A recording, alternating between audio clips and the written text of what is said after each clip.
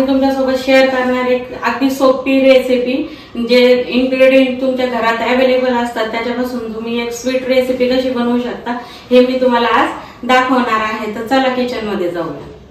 तर ही रेसिपी बनवण्यासाठी आपण घेतलं आहे गव्हाचं पीठ, हे 1 कप पेक्षा थोडं कमी आहे। ही आहे मिल्क पावडर, आपल्याला लागणार आहे बेकिंग सोडा, इलायची, केशर ऑप्शनल आहे तुम्हाला जर टाकायचं असेल तर, आणि तूप, हे एवढे इन्ग्रेडियंट आपल्याला लागणार आहे। आधी आहे ना हे गव्हाचं पीठ घ्यायचं, हे 1 कपला थोडंसं कमी आहे, जो वजनाने जर मोजलं तर हे 80 ग्रॅम आहे। सेम आपल्याला मिल्क पावडर पण घ्यायची 80 ग्रॅमच। ह्याच्यामध्ये आपण ऍड करणार आहोत हा बेकिंग सोडा, हा 1/4 टीस्पून आहे। त्याचबरोबर यामध्ये जाईल 2 टेबलस्पून तूप, हे गाईचं तूप आहे, घरी बनवलेलं तूप आहे माझं। आता आपण याला छान मिक्स करूया।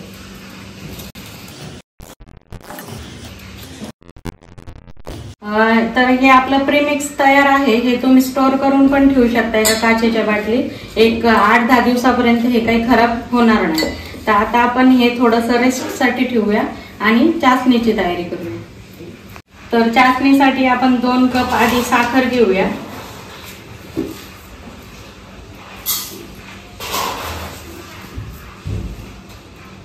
आणि या सेम कपने आपण 2 कप पाणी घेणार आहोत।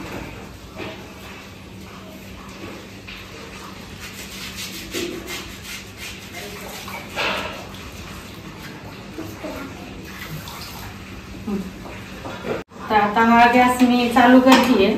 आपल्याला चासणी बनवायची म्हणजे फक्त आहे ना जी साखर आहे ती मेल्ट करून घ्यायची पाण्यामध्ये, त्याच्या सोबत मी फ्लेवर साठी ह्या 2-3 इलायची याच्यामध्ये फोडून टाकतेय, ज्याच्याने फ्लेवर चांगला येईल। आणि सोबत टाकते थोडंसं केशर, केशर ऑप्शनल आहे, तुम्हाला जर आवडत असेल तर नक्की टाका, त्याने टेस्ट ह्याची छान होते। तर मग मी तुम्हाला इन्ग्रेडियंट मध्ये दूध दाखवायचं विसरले होते, तर हे पीठ मळण्यासाठी आपल्याला दुधाची गरज पडणार आहे, जशी गरज पडेल तसं आपण दूध वापरूया।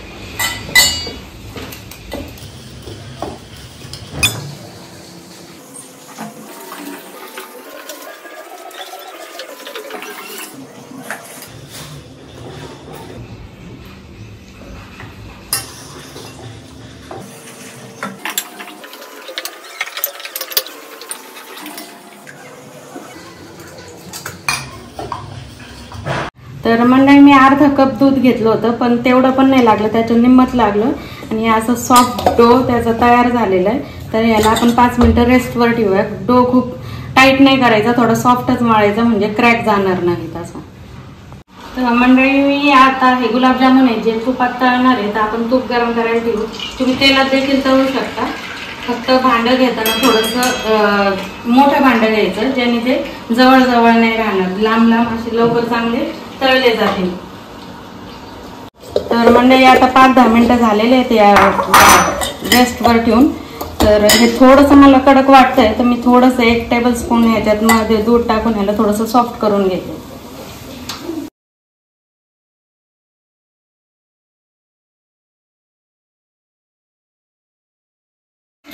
तर आपली साखर आता मेल्ट झालेली आहे, आपल्याला एवढंच त्याला शिजवायचं आहे, याच्यापेक्षा जास्त शिजवायचं नाहीये।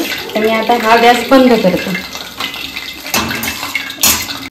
तर आपण असे छोटे छोटे गुलाबजामुनचे गोळे आता करून घेणार आहे, फक्त करताना थोडे स्मूथ करायचे, त्याला असे क्रॅक नाही गेले पाहिजे। तर आता आपण तूप गरम झाले का हे चेक करूया थोडंसं त्याच्यामध्ये टाकून। छान बबल्स येत आहेत, म्हणजे तूप आपलं गरम झालेलं आहे। तर आपण आता आल्हादी हाताने हे एक एक सोडूया याच्यामध्ये।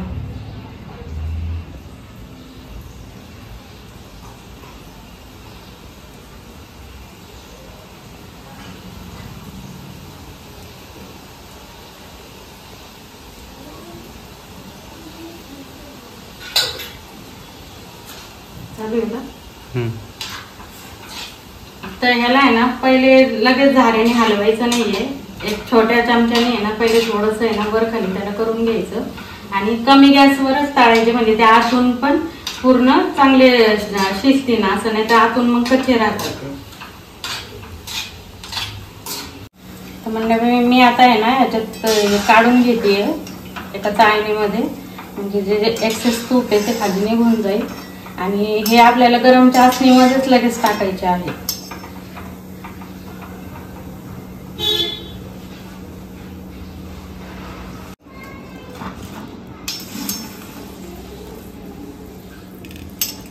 तर मंडळी ते पहिले तर मी पाकामध्ये टाकले, आता हे दुसरी बॅच आहे, ही आता मी तळून घेणार आहे.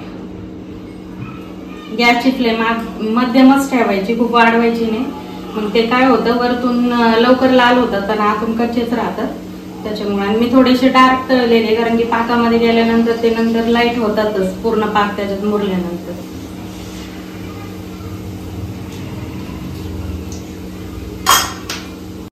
तर मंडळी बघा, ही शेवटची बॅच पण मी आता तळून घेतली आहे, ती छान अशी डार्क ब्राऊन मी करून घेतलेली आहे. आता हे असेच गरम गरम पाकामध्ये टाकायचे. जर तुमचा पाक गार झालेला असेल तर थोडासा तो आधी गरम करायचा आणि मग त्याच्यामध्ये हे टाकायचं.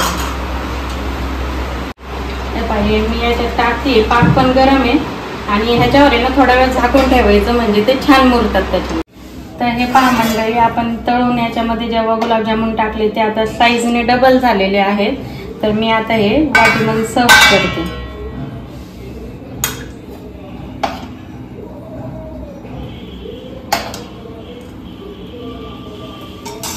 तर हे पाहे खूपच यम्मी दिसत आहे. तर आजची रेसिपी तुम्हाला कशी वाटली हे नक्की कमेंट करून सांगा. आणि जर आवडली असेल तर लाईक, शेअर आणि सबस्क्राईब करायला विसरू नका. राधे राधे, हरी बोल.